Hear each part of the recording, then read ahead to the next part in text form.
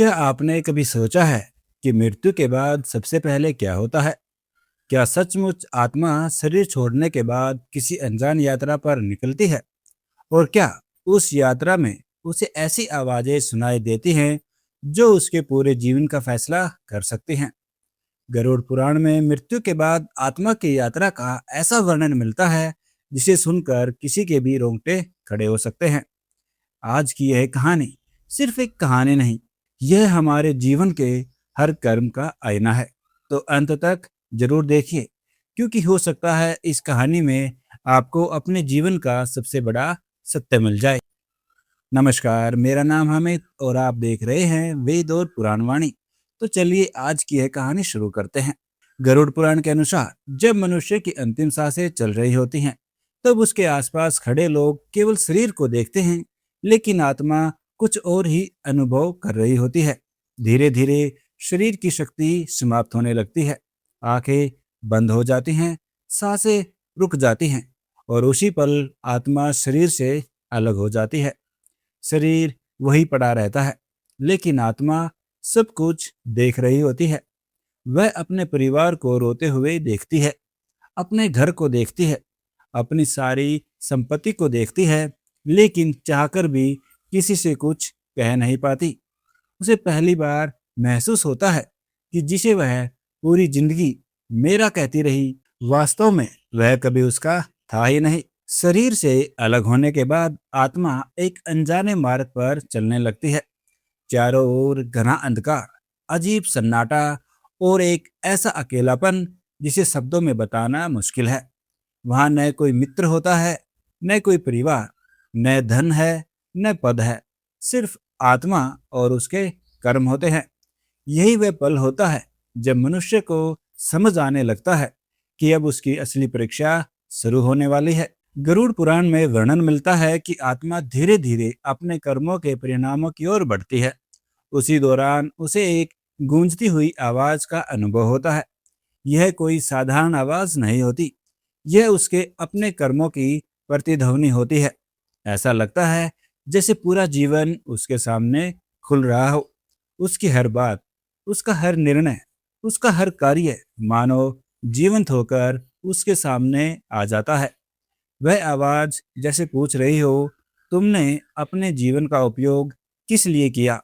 तुमने कितनों की सहायता की, कितनों का दिल दुखाया, किसके लिए जिए? और यहीं से आत्मा को अपने जीवन का वास्तविक मूल्य समझ आने लगता है। कल्पना कीजिए, अगर आपकी पूरी जिंदगी एक विशाल स्क्रीन पर चलने लगे और उसमें कुछ भी छिपाया न जा सके, तो क्या दिखाई देगा? गरुड़ पुराण के अनुसार आत्मा के सामने उसके जीवन के कर्म प्रकट होने लगते हैं। वह देखती है, जब उसने किसी भूखे को भोजन दिया था, जब उसने किसी जरूरतमंद की मदद की थी, जब उसने किसी दुखी इंसान को सांत्वना दी थी, जब उसने माता पिता का सम्मान किया था, जब उसने किसी को बिना स्वार्थ प्रेम दिया था। ये सभी छोटे छोटे कर्म प्रकाश की तरह चमकने लगते हैं।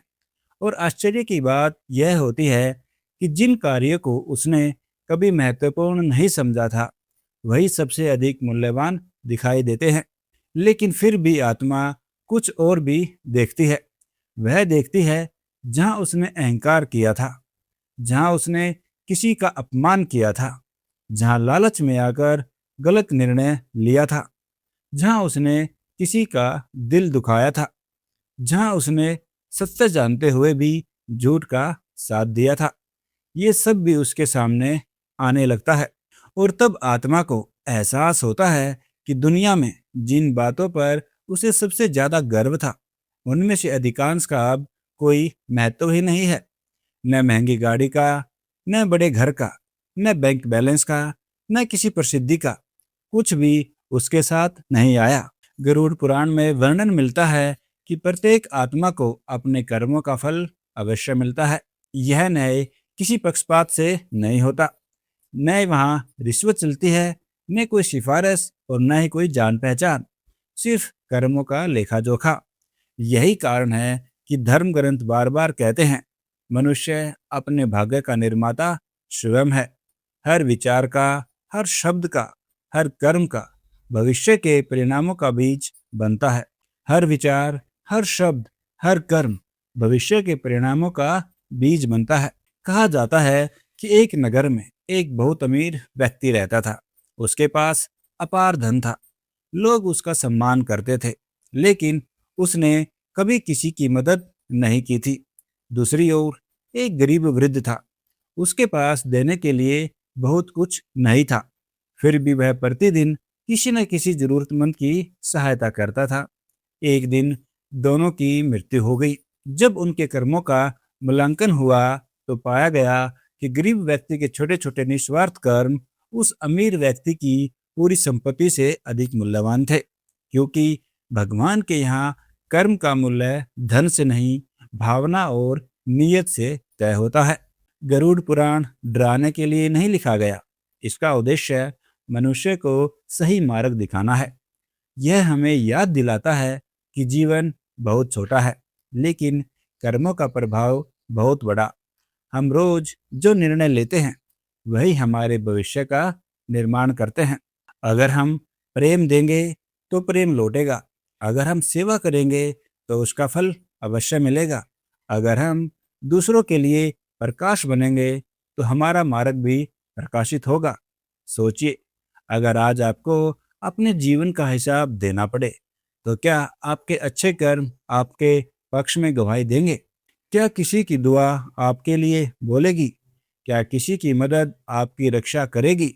या फिर आपको उन अवसरों का पछतावा होगा जब आप अच्छा कर सकते थे लेकिन आपने नहीं किया? मृत्यु के बाद आत्मा को एक सत्य समझ आता है जिसे अधिकांश लोग जीवन भर नहीं समझ पाते।